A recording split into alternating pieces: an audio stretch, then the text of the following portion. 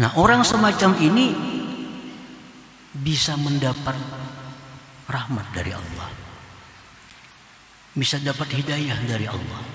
Lalu Allah berikan dia taufik untuk bertobat kepada Allah, dan Allah jadikan dia orang-orang yang dia cintai.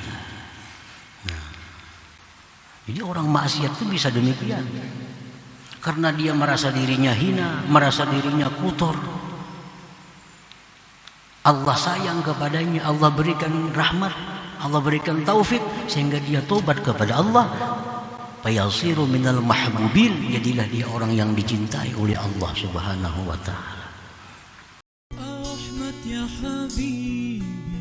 Jangan lupa tonton, subscribe, like, and share.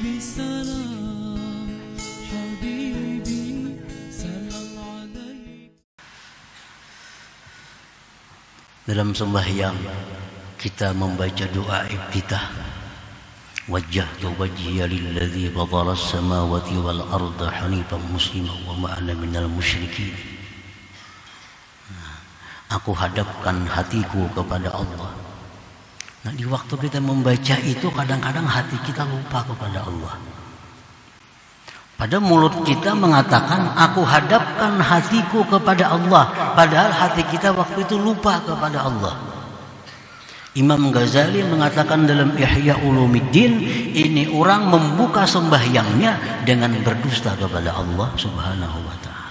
Ini orang memulai sembahyang dengan dusta kepada Allah. Dia mengatakan bahwa hatinya berhadap kepada Allah, padahal dia lupa apa yang dia baca. Nah, ini ketaksiran di dalam sembahyang yang perlu istighfar sesudahnya. Inna salati wa nusuki wa mahyaya wa mamati lillah rabbil alamin. Sesungguhnya sembahyangku, ibadah-ibadahku, hidupku, matiku untuk Allah. Ini pengakuan dalam sembahyang. Kadang-kadang itu hanya sebatas di mulut kita. Nah, jadi habis sembahyang Rasulullah mengajarkan istighfar.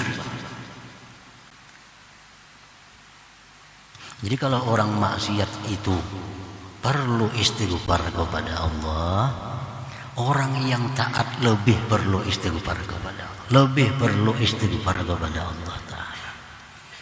Jangan dianggap orang taat itu kada perlu istighfar, lebih perlu kepada orang daripada orang yang maksiat.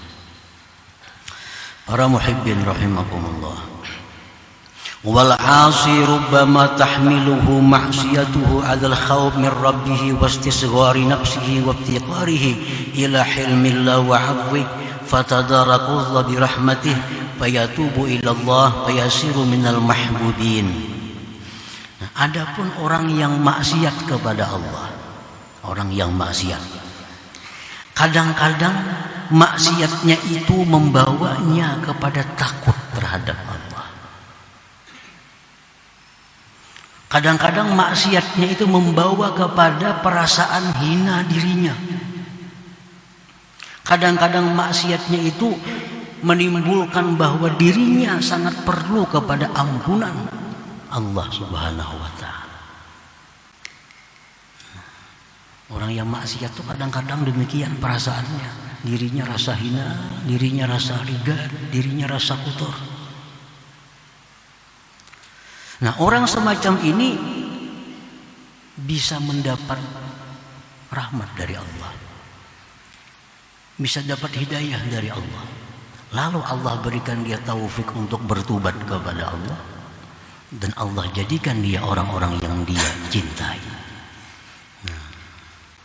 Jadi orang maksiat itu bisa demikian, karena dia merasa dirinya hina, merasa dirinya kotor.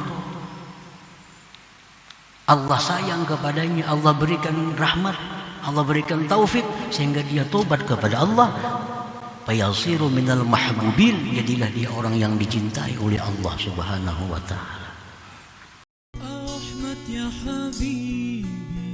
Jangan lupa tonton, subscribe, like, and share.